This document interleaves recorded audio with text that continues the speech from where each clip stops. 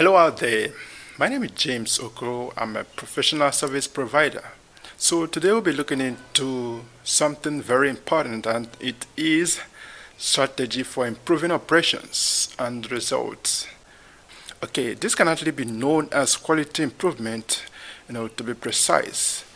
And we'll be going straight to knowing the kind of quality improvement that you as a business owner, you as a manager or CEO might actually need in your company in order for you to achieve a greater or better result from what you've been achieving before now. All right. We cannot talk about quality improvement without first of all, considering cost. Cost is the basic thing that we talk about when we talk of quality improvement. And here we have two components of cost of quality that we want to talk about. The first is the cost of attaining quality, and the second is the cost of poor quality. So if you are not very conversant with these two things, I think it's time for you to pay very great attention: the cost of attaining quality and the cost of poor quality. By the end of this very course, you must have learned some strategy that you can actually use personally to improve operations and result in your firm. Now, moving on, we'll be looking critically, just like I've said before, into cost of attaining quality and also the cost of poor quality. These two things are what we are going to be, basing our judgment upon. You as a business owner or as a manager, what has the cost of attaining quality has to do with you? So in the business of strategy for improving operations and results, the basic thing there is for the managers to be open-minded and be ready to accept innovations, be ready to accept new ways of doing things. Because why so many people may not actually be, getting what they want the way they want it is because they've always believed that their own strategy has been the best. Those are kind of mediocre managers. Conversely, they start thinking about the losses which they have made. And you as a CEO of a company, you just have to be very, very mindful of the kind of people you hand over operations into their hands in your business. Because the truth is, when these people don't deliver, both you as a CEO themselves, all of you are losers, especially the CEO, because you've invested time, money, everything, your energy over time just to make sure that you build things up, but it's not actually working out the way it's supposed to work. All right, so let's look into this cost of attaining quality. This is something that you have to pay a very great attention to. The cost of attaining quality is one that business should pay more attention to. Why? Because it is very, very beneficial to you. And the second, which is the cost of poor quality, should also be paid attention to. I think this should even be paid more attention to.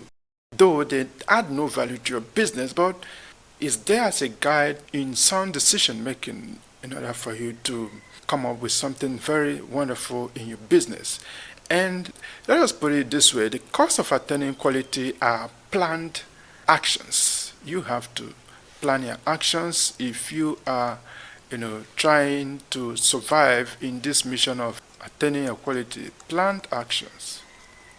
The other way around, the cost of poor quality are as a result of deficiencies and ignorance in the way you carry out operations. Most times when we as professional service providers or consultants in this area of strategy trying to share one or two ideas with managers, they always think that they have their template for running everything in their company. Therefore, such improvement may not actually be necessary, but I'm here to tell you that it is not true. The cost of poor quality are often as a result of deficiencies and ignorance in carrying out your business operations. Mark the word ignorant. So, ignorant may actually be something you are not aware of.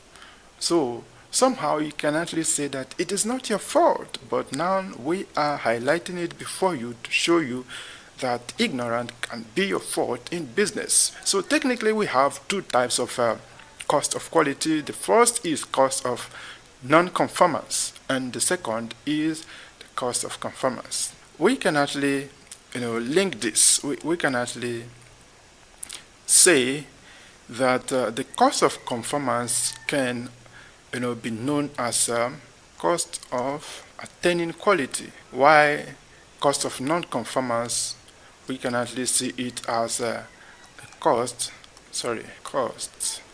of poor quality. All right, so we'll be going to show you some examples. When we tell you technically that we have two types of cost of quality, we'll be taking the cost of non-conformance first. So in our cost of non-conformance, these are the total costs incurred as a result of things not being done rightly the first time. Okay, keyword here, things not being done. Okay, let's take it number, not being done rightly the first time. So what are the examples of these things that are not being done right the first time? We talk about repairs. Okay, we talk about reworks that we have in a company. The first time we are doing this work, we did not do it the way we are supposed to do it. That is why we are suffering it. Lack of proper training. I always tell people, I always share this idea with some business managers. So when you lack the capacity to train your staff on what they should do, not just on business operations only, some other soft skills, some kind of insight they're supposed to get to maximize results, you are not going to optimize your profit the way you actually been thinking about it. And the next one is ignorance. So this ignorance of a thing cannot be overemphasized. You see, all these things you can actually claim, maybe as a business operator, that you are not even aware when it actually happened. What you just have to know as a manager or CEO is that there is no ignorance in the area of business operations. Whether you are ignorant or not, things must work the way they are supposed to work. And anytime things are not working the way they are supposed to work, guess what? You'll be losing. It doesn't matter whether you believe in God or you don't. Okay, God cannot do for you what you are supposed to do to yourself. And we have the next one to be the lack of strategy. Now, going about lack of strategy, then we talk of handling customers' complaints wrongly. All these we can actually summarize all of them up to look at them as poor training. I don't know the person who is in charge of training your staff in your company, the kind of business operations you do. So, but the very important thing that you just have to know here is that it is always very important to invest in training. Okay, now moving further, we have to look at the cost of non-conformance. From research, takes up to 25% losses or more on turnover in your business and in your organization. All right, so this is as a result of cost of non-performance, which we have highlighted in this very chapter. The cost of non-conformance can be also referred to as a cost of poor quality, and the cost of conformance as a result of cost of quality. Let's summarize briefly. We say these actions are planned actions. The cost of conformance are planned actions. Okay, let me just take it back a bit. They are planned actions. Okay, and here these actions are not planned. Okay, we go over to the cost of non-conformance, which I was telling you that it takes up to 25% losses or more on turnover in your business or in your organization. And not just that, the heartbreaking thing about this cost is that there are levels and places where they occur, which are often unknown to most managers. I mean, take seriously this word. They are unknown to most managers. That is why you don't get to discover it most times. And before you know it, you are starting to have problems in your business. See, let me tell you, why businesses fail most times is not because you don't have competent operations inside a business or efficient way of running business, at least physically, but there are other things that are wrong in this very company or in this very organization. Okay? There are other things because people who are running your business are human beings. So I can never emphasize enough the need for proper training. Okay? The proper training of staff is one thing that you can never joke with, because these people are human beings working with you. Okay, they might actually be giving you the thing you want, but the question you just have to know is, are they actually motivated to be giving you what you want? Because most times they may be, trying to deliver or trying to turn up just not to lose their job. But with time, they may actually get some kind of not just better offer. So not just that, we talk of the attitude of organization. So in order for us not to make this very course too long, we'll be cutting all that short. Maybe in the next video, you are actually going to be seeing the effect of poor attitude in an organization, or what they actually can cause to organizations. Now, going further, we said here that more than 85% of costs in businesses and organizations are associated with failure, either as internal or external. It is something, for us to be worried about, that business failures, most time 85% of them are as a result of internal and external failures. And the question is there anything that we can do to redeem this or to actually come out of this very ugly situation? The answer is yes. Going further, we want to look critically into this. The cost of items of internal failure, just as we've highlighted before. These include repairs. You did not do what you're supposed to do right in the first place. Remember, these are still the same thing that we've been talking over and over and over again, just for you to try and understand it the best way you can. So we talk about the cost of internal failures. Number one is warranty, repairs, after sales support, product recalls, downgraded product, reworks, lost efficiency. This is effective capacity diverted to corrective actions, which you are supposed to be investing more in your business, and you are using it to correct some things that did not go well as it's supposed to go. Customers complain. How do you take care of your customers? Are you the one who believes that what your company does is nothing but the best? So you don't even have the need to look at the customer's complaint. You say, so person has given me the certificate for efficient customer service. All these are what brings some organizations down most times, because people you are going to give you the certificate of, it's just for you to show people as a kind of social proof. But in reality, you cannot always have your way. Most times you must be accountable for most of the things you do. So that is why customers' complaints can be taken very, very seriously, and this is excessive debt. So not very good for a company. And administration waste. Administration waste on papers, meetings, Zoom calls, so many things invested as a result of trying to make administration work. But when you finish your meetings, when you finish your deliberations, this and that, what do you actually come up with? And engineering changes can actually be one of those cost of items of internal failure, excessive inventories, etc.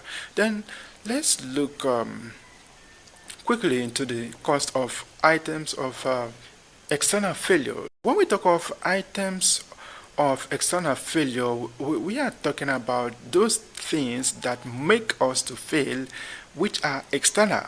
Examples are opportunities that we fail to take, and we have here returned products.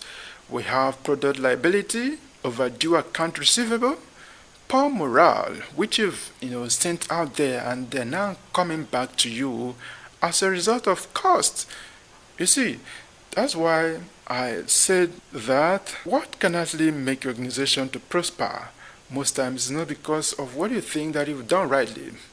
Something that you never knew, which are wrong, can actually be there. And that is why over and over again you need to invest in quality improvement, because it's very, very essential. And going further, let's take a very good look at the cost of conformance. Now, talking about cost of conformance, which we have said earlier before now, that they are always kind of planned actions. This is a total cost incurred in ensuring that things are done fine in the first time. We have some examples here. The first example is planned inspection. So let's take, for example, in industrial setting. When you have some items that you are supposed to inspect, you are not supposed to wait until activities starts in your organization before you start carrying out your planned action. Training in quality management is very, very essential for your business. Process control, procedure designing, strategy, research and development, all these are planned actions, and you can never get it being ignorant or being reluctant of so many things that you are supposed to do which you are not doing. So these are cost of conformance. And going further, cost of conformance is majorly of two types. The first is cost of prevention, and the second is the cost of appraisals. Right, cost of appraisals. And let's take this and see what they are. Prevention costs, examples like planning and designing procedures and instruction on how to carry out tasks. You are supposed to incur costs as a result of prevention, because why most businesses fail is because people do not invest much in this prevention cost or appraisal cost. You allow things to rot, you allow things to fall to the level below redemption before you start calling for help. And for your information, there is a level of decay that might actually happen in your company. There is no amount of training and development that you can actually get involved to turn things around in that particular problem. So you don't just think that okay, maybe you've not been paying attention to what people are telling you, you have to do this, you have to do that, and now, okay, you now say, okay, right now I've realized I actually want to start doing this, I actually want to start. No, timing is everything in business. Timing, very, very crucial. If you are not very, very meticulous when it comes to timing in business, you've lost it all. Other costs of prevention can actually be process capability studies, collection analysis and reporting of quality data, maintaining equipment, working with suppliers, quality training and education. Always there for you to be guided on what to do. It's not as if you are not competent, and most times you have to invite external evaluators. You have to invite external professional service providers or consultants, as you may choose to call it. So because when you are not doing that, your own internal staff, they might actually think that it's always business as usual. It helps most times to look outside, at least to see one or two ways that can actually help you to move on. And here we talk about cost of appraisal. So when we talk of cost of appraisal, we talk of cost of incoming inspection. So these are the things that you have to invest in doing. In-process inspection and control. We have final testing and inspection, production trials, field performance testing, calibrating test equipment, sorry. So you might see the whole of cost of appraisal, let's say maybe or mostly as people who are in industrial sector. But the truth is that in real life, there are always costs of appraisals that are attached in every situation. That is why you need people to see with you in those areas it can actually be employed or deployed. All right? So you cannot just say because I do not have an industry that I'm running, stuff like that, so I don't need anything like appraisal cost on my head. It is not true. All these costs are applicable in every business, and until you begin to realize that, you will never understand most of the things that we are talking about here. All right. Business and organizations should know the need to have data on the cost of poor quality. On the cost of, okay, let me just highlight this, cost of poor quality rather than the general one of reducing cost by improving quality. I think you should just take this again, that you as a business owner, you should know and have the data on the cost of poor quality rather than the general one of reducing cost by improving quality. So if you understand this very statement very well, it calls for you to be more strategic in what you do. It calls for you, to be more accountable. Okay? Accountable.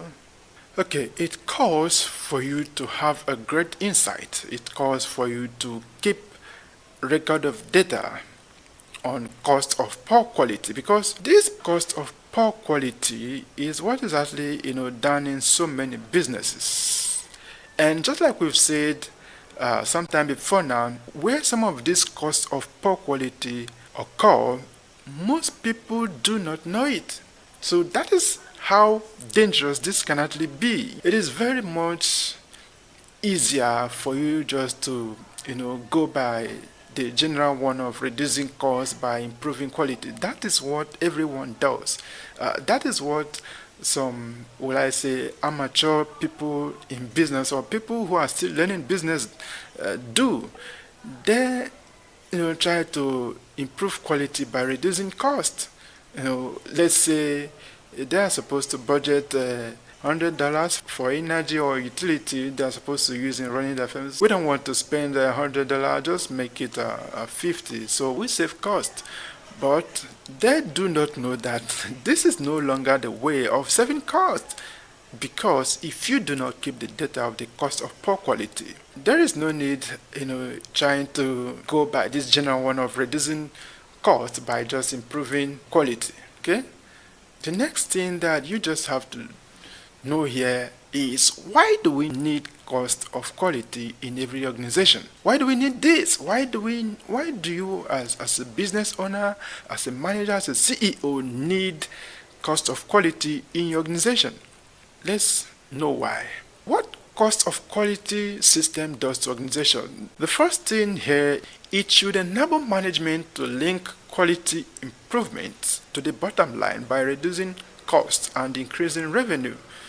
So if you are able to know what cost of quality system does to your organization, you should be able to know this very well, and it shows a clear link between quality improvement,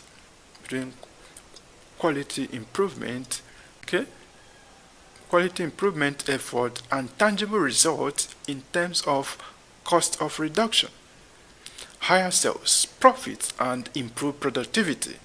And the third one we have to see here is that it provides the investors and customers with solid evidence of what a business is doing to ensure high quality. This helps the business in differentiation.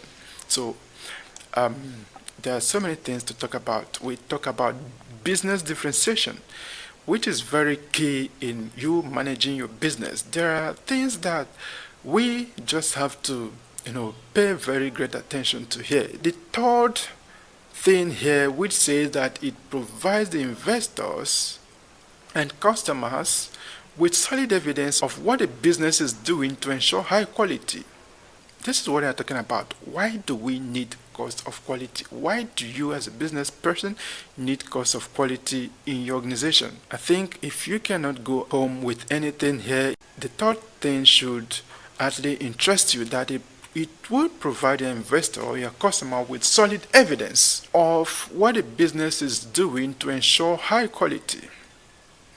Alright, these are kind of social proof. These are verifiable items that you can show to your investors in order for you to grow your company more. Setting of cost of quality system, organization and business should always have it at the back of their mind that just because nothing is wrong with the business currently, you do not think that everything is alright with the business. Okay? There are invisible things going on in business now and then, and these are what pull businesses down more than anything you can think of. Those things that you are ignorant of. Okay? They are the things that pull your businesses down. If we are able to, have it at the back of our mindset that we have to set the cost of quality system, then the first thing that we have to do is to identify quality cost under prevention. Okay, we have to identify it under appraisal, and we have to identify it under failure model. These three items, or these three cost items, can actually be very, very wonderful in your organization: the cost of prevention, appraisal, and failure models. If you've not done this in your organization, I think it's high time for you to start thinking about it. And the second thing here is that you collect and report on any quality data cost. All right, you have to analyze quality. Okay, this is number 1, this is number 2, number 3, and number 4. The third thing is to analyze quality costs to identify opportunities for improvement over time and highlight magnitudes of current problems. Assign costs to problems that are endemic. Alright? We draw attention to these costs. And the fourth is to institutionalize the process of quality improvement and cost reduction to ensure that business objective of higher quality at lower cost continues to be met. Okay, these are the things, the items that you should actually bear in your mind when you want to set cost of quality system. All these are what you can actually, do to your business, to increase or to optimize production, to improve performance, and to reduce costs in general. This is where I shall be drawing the curtain for this particular course. And remember, we are just an email away or just a phone call away. Email us at info@greenerbrains.com, or you call the number you see on your screen. Thank you very much.